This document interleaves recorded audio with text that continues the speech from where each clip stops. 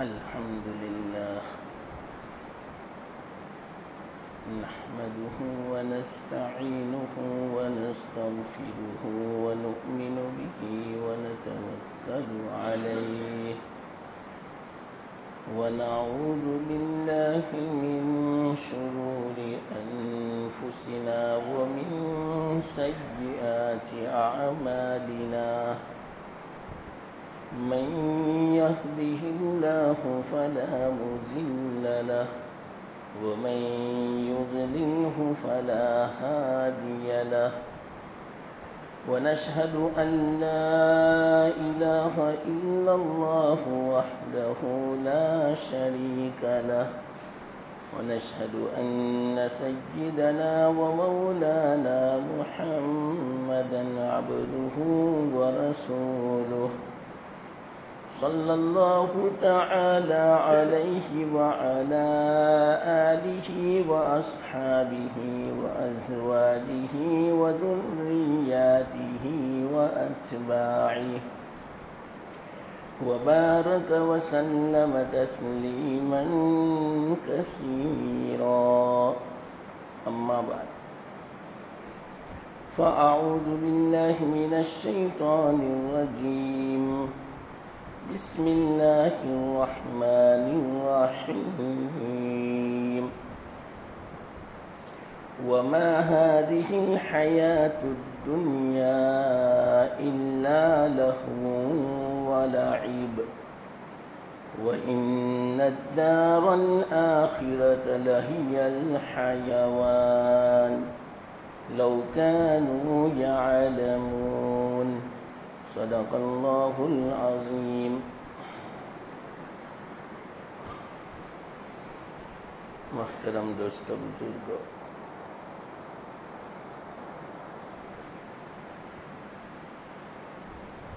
وقت بہت مختصر ہے اور جو بات مجھے سمجھانی تھی وہ شاید پوری نہیں سمجھا سکوں گا. ایک تو وقت بھی مختصر ہے اور ابھی لوگ آئے بھی نہیں. بہت افسوس کی بات ہے. یہ گاؤں تو ماشاءاللہ ماحول والا مشہور ہے، دینداری کا ماحول. تو پتہ چل گیا کہ کتنی دینداری ہے. افسوس کی بات ہے. جمعہ کے دن تو مسجد بھر جانی چاہیے. کب سے اذان ہوئی ابھی تک خالی ہے. یہ بھی اللہ کا حکم ہے جلدی آنے کا. گناہ ہے دیر سے آنا. بہت خطرناک وعید ہے اس کی. صحیح میں کہتا ہوں مسئلے کے اعتبار سے ہم تو گویا یہود و نصارہ سے بھی آگے نکل گئے.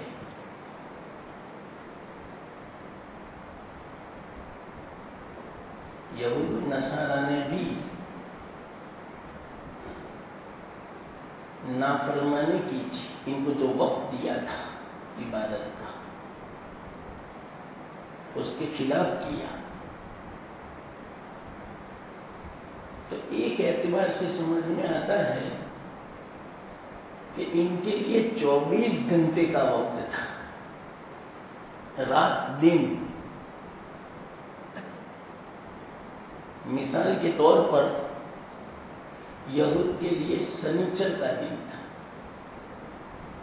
اور نصارہ کے لیے اتوار کا دن تھا عبادت کا.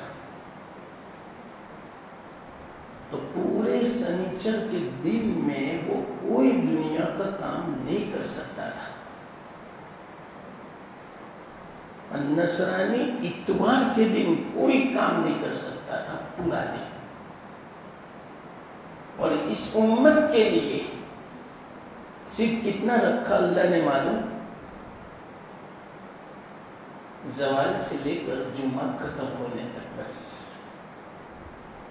بہت بہت تو آدھا پونا گھنٹہ،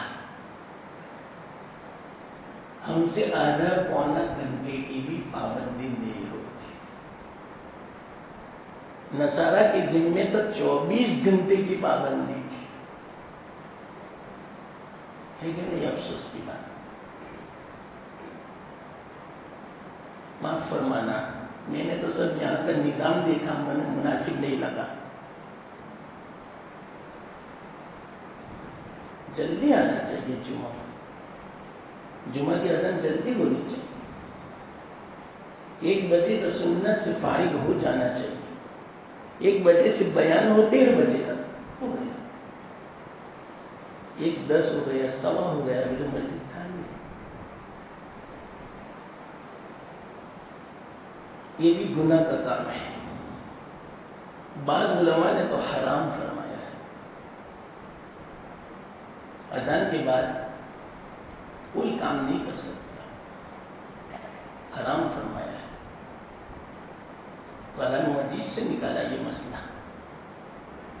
خیر چلو، جو دل میں بات تھی وہ کہہ دی، اسی میں اپنا وقت ہو جائے گا، پھر شکایت میں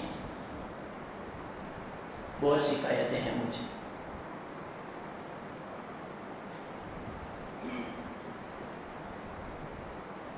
ایک روایت ابھی میرے ذہن میں آئی، بیٹھا ہوا تھا، اللہ کے رسول صلی اللہ علیہ وسلم نے ارشاد فرمایا،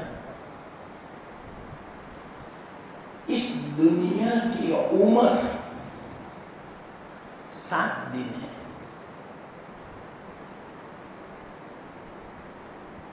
ہاں میری امت اللہ کے نزدیک اتنی عاجز نہیں ہے کہ اللہ میری امت کو آدھے دن کی مہلت نہ دے، نہ ایسا نہیں ہوگا، اللہ میری امت کو آدھے دن کی مہلت ضرور دے گا۔ یہ روایت اب مجھے سمجھانی پڑے گی، آپ کو نہیں سمجھ میں آئے گی، بہت ساری دوسری روایتیں اس کے ساتھ ملانی پڑے گی تو یہ روایت سمجھ میں آئے گی۔ اب میں سمجھاتا ہوں، کلام مجید میں ہے، یہ جو 7 دن ہے حضرت آدم علیہ السلام سے لے کر قیامت تک 7 دن کی مہلت ہے، اس میں آدھے دن کی مہلت اللہ کے رسول صلی اللہ علیہ وسلم کی برکت سے اس امت کو زیادہ ملی ہے، تو یوں سمجھو 7.5 دن ہے بس اس دنیا کی عمر۔ اب ہمیں کلام مجید کی روشنی میں، حدیث کی روشنی میں اس حدیث کو سمجھنا پڑے گا۔ کلام مجید میں ہے اللہ کے نزدیک 1 دن 1000 سالوں کے برابر ہے، فی یوم کان مقدارہ 1000 سنہ مما تعدون، 1 دن جس کو تم شمار کرتے ہو 1000 سال کے برابر،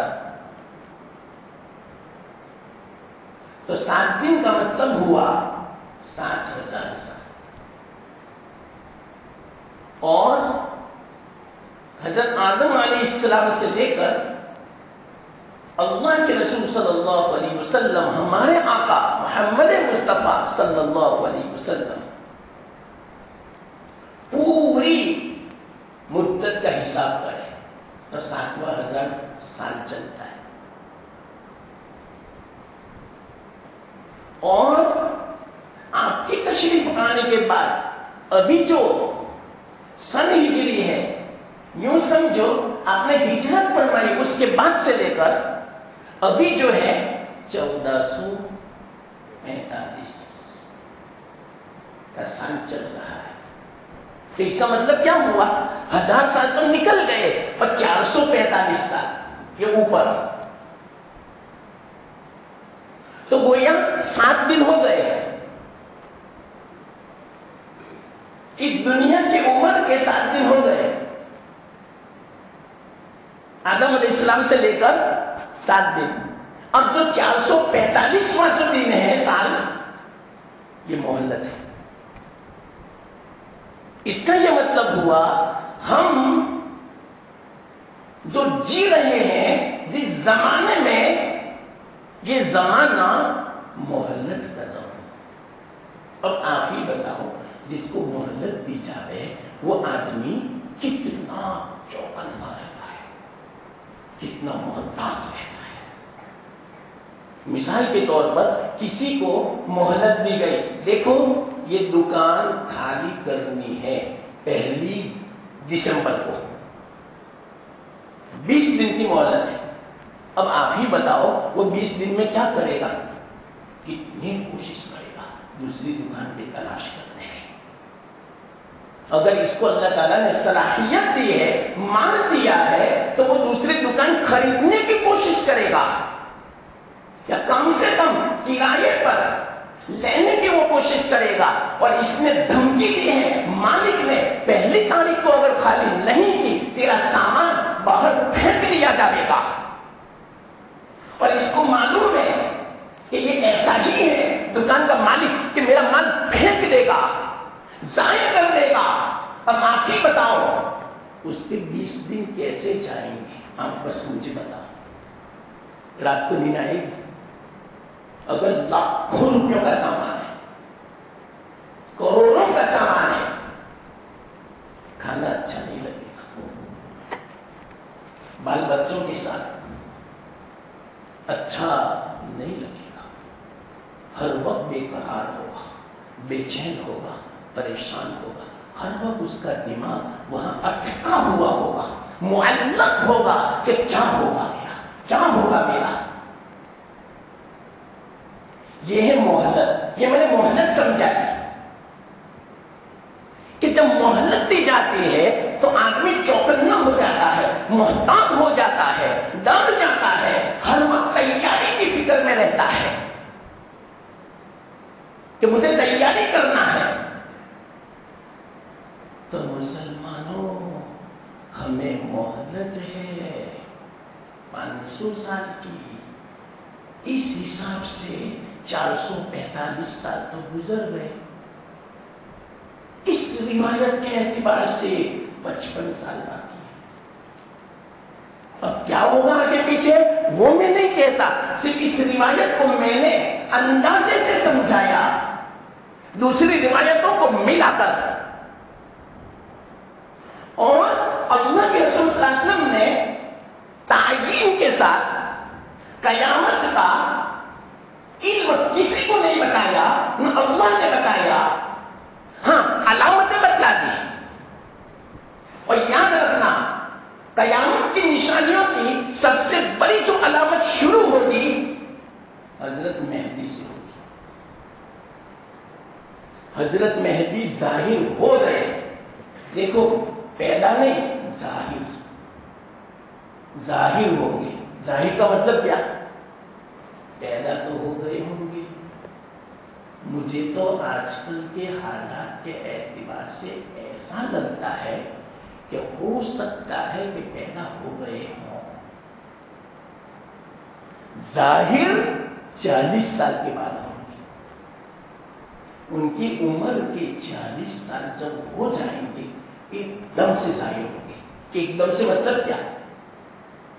وہ طواف کرتے ہوں گے، حج کے لیے آئے ہوں گے، اور دنیا میں ظلم عام ہو گیا ہوگا. تو آج کل کی نشانیاں بتاتی ہے کہ دنیا میں ظلم عام ہو چکا ہے. یہ آج کل ہمارے سامنے فلسطین کے حالات دیکھ لو، کوئی رحم کرتا ہے؟ یہ یونو جو دعویٰ لے کر بیٹھے ہیں انسانی حقوق کے کہ ہم بڑے انسانی حقوق کے پاسدار ہیں، یہ امریکہ कितनी बड़ी बड़ी बातें करता है, और बड़ी बड़ी जो हुकूमतें हैं वो सब दावा करती है कि हमें इंसानी हुकूक की बड़ी फिक्र है। जहां भी इंसान पर जुल्म होता है हम चैन से बैठ नहीं सकते, हम वहां दौड़ पड़ते हैं, हम जुल्म करने वाले के हाथों को पकड़ लेते हैं, हम जुल्म नहीं करने देते। लेकिन आज हमारे सामने है हालात फिलिस्तीन के कि वहां जुल्म हो रहा है, लेकिन इंसानी हुकूक के दावेदार, इस इंसानी हुकूक के पासदार वो खुद भी जुल्म कर रहे हैं। ये निशानी बता रही है जुल्म आम हो रहा है, और ये भी निशानी है कि इस्लामी हुकूमतें आपस में कश्मकश में मुब्तला होगी, खींचातानी में मुब्तला होगी, एक दूसरे के कत्ल करने के दर पे होगी। कोई हक बात कहने के लिए अगर खड़ा होगा इसकी गर्दन उड़ा दी जाएगी। अच्छे अच्छे लोग हक बात कहने से डरेंगे, इनकी हिम्मत ही नहीं होगी कि हमारे इन हाकिमों को कोई हक बात बतलावे। कितना खतरनाक जुल्म हो रहा है, लेकिन जिन पर हमें एतमाद है, भरोसा है, सऊदी वाले, मजाल है कि वहां का कोई इमामुल हरम सही बात हक बात इनको कह सके, मजाल है।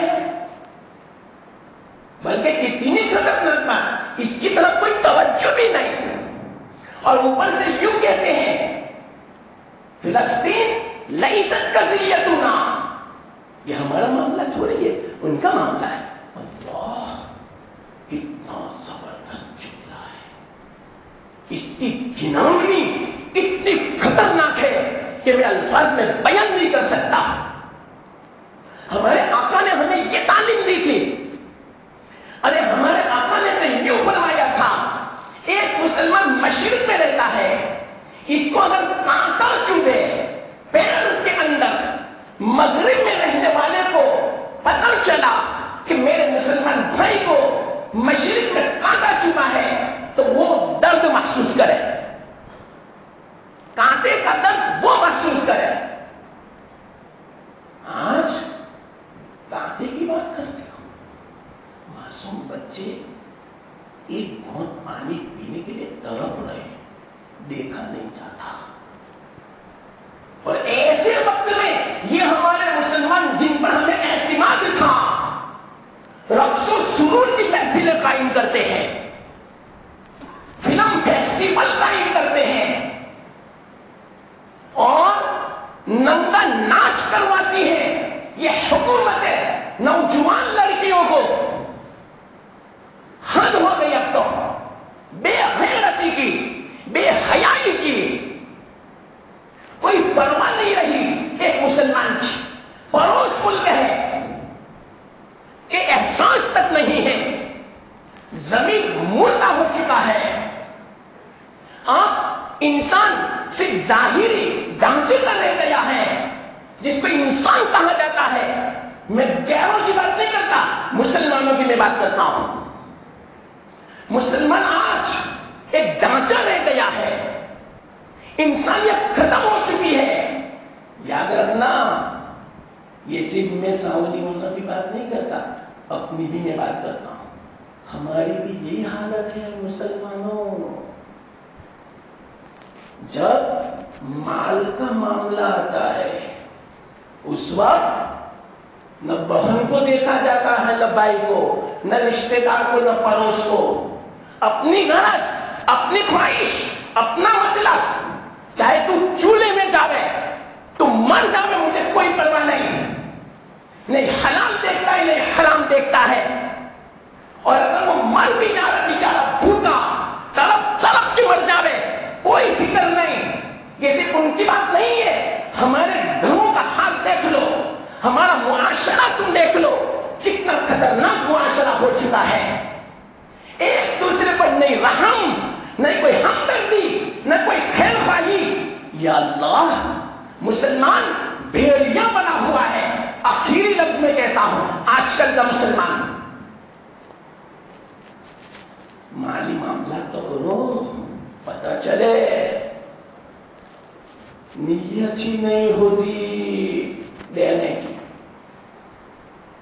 جب لینا ہوتا نا بڑی میٹھی میٹھی باتیں، چکنی چپڑی باتیں. جب لینا ہوگا نا تو رونے کی بھی صورت ہوگی، عاجز بن جائے گا. اور جب واپس لینے کی بات آئے گی لینے والے کو خون کے آنسو نکلوائے گا، تڑپا تڑپا کے رکھ دے گا، لیکن اس کے پاس سے مال نہیں نکلے گا. یہ حالت ہمارے معاشرے کی. تو یہ مت سمجھنا کہ یہ سب دنیا والوں کی حالت ہے، ہماری بھی یہی حالت ہے. بہت خطرناک یہ حالت ہے. اس لیے میں آپ کو سمجھانا چاہتا ہوں، ہم مہلت کی مدت میں چل رہے ہیں. چوکنا ہو جاؤ، محتاط بن جاؤ. یہ غفلت نہیں چلے گی. مسلمانوں سنو، یہ غفلت والی زندگی نہیں چلے گی. بیدار ہونا پڑے گا. اللہ سب دیکھتا ہے کہ اتنے خطرناک حالات ہیں، پوری دنیا میں مسلمانوں پر ظلم ہے، لیکن اس کے باوجود مسلمان غفلت میں سویا ہوا ہے. نماز پڑھی تو پڑھی، نہیں پڑھی تو نہیں پڑھی، کیا حرج کی بات ہے. آنکھ کھلی فجر میں تو پڑھ لیں گے، نہیں کھلی تو 9 بجے اٹھیں گے.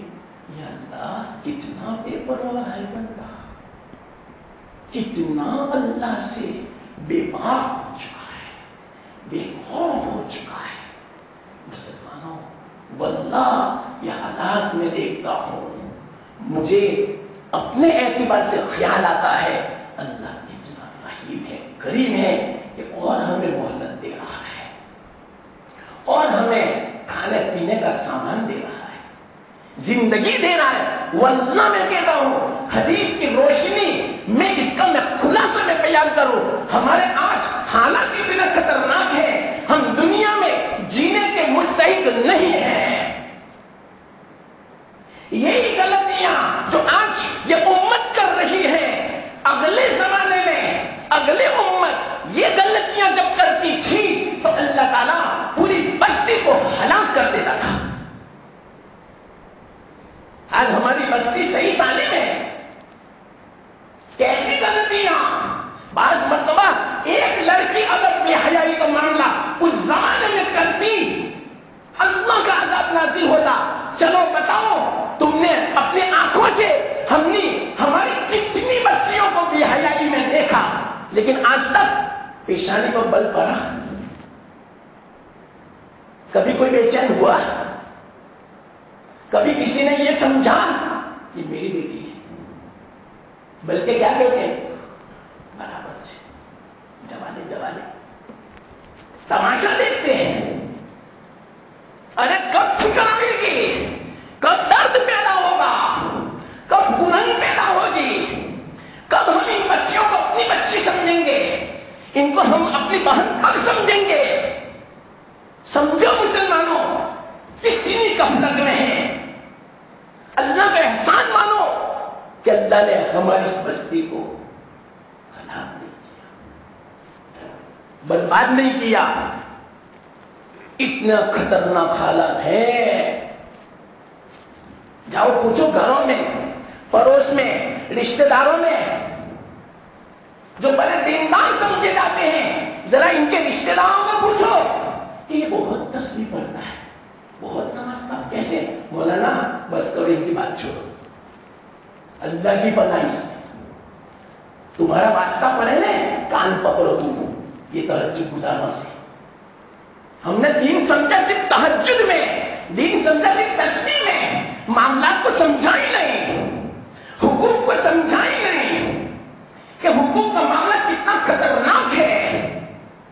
ارے بڑے بڑے حدیث سے یوں پتا چلتا ہے، بڑے بڑے حاجی، بڑے بڑے نمازی، بڑے بڑے اللہ کے راستے میں خرچ کرنے والے، بڑے نیک آدمی، بڑے تہجد گزار جہنم میں جائیں گے. حدیث میں ہے یہ بات. اللہ کے رسول صلی اللہ علیہ وسلم کا فرمان ہے یہ تو اللہ کا حق ہے. نماز، روزہ، حج، یہ تو اللہ کا حق ہے. اللہ فرماتے ہیں میرے حق میں کوتاہی ہوئی تو مجھے اس کی پرواہ نہیں، میں تو بے نیاز بادشاہ ہوں، مجھے کوئی ضرورت نہیں ہے، میں تو معاف کر دوں گا، چاہوں تو پکڑ کروں اس کی میں. لیکن بندے کا حق جہاں آئے گا وہ معاف میں نہیں کروں گا، ضرور میں حساب لوں گا. اس کا پائی پائی کا حساب ہوگا. یاد رکھنا، لاکھوں کا حساب نہیں، پائی پائی کا. ہم تو کیا سمجھتے ہیں، کسی کے 100 روپے لے لیے کیا ہو گیا، بھول جاتے ہیں. کسی دکان والے کے یہاں سے کوئی 10 روپے کی چیز لے، بھول گئے. اللہ نہیں بھولا. میرے مسلمان بھائیوں ذرا سمجھو، اللہ کے نزدیک 10 روپیہ ہو، 10 لاکھ ہو، 10 کروڑ ہو، سب برابر ہے. کیوں؟ حق حق ہے. چاہے 10 لاکھ ہو، چاہے 10 کروڑ ہو، چاہے 10 روپے ہو، حق تو ہو بھی گیا کیا. اور آپ لوگ تو بہت ماشاءاللہ اتنے اصول کے پابند ہیں تو خبردار جو دین کی بات 1 پہلی 36 نہیں ہونی چاہیے. ہاں، آپ کو اگر آنے میں دیر لگ جائے اس میں کوئی فکر نہیں، آپ بادشاہ ہو بھائی، معاف فرمانا، آپ بادشاہ ہو، بادشاہ کی زندگی ہے. 1 10 کو اگر نہ آئے آپ کو کوئی نہیں کہے گا. 1 36 ہو جائے چاہے وہ الٹا عالم کیوں نہ ہو، کیوں 1 36 ہوئی، چلو میں اپنی بات بند کرتا ہوں. واقعی اللہ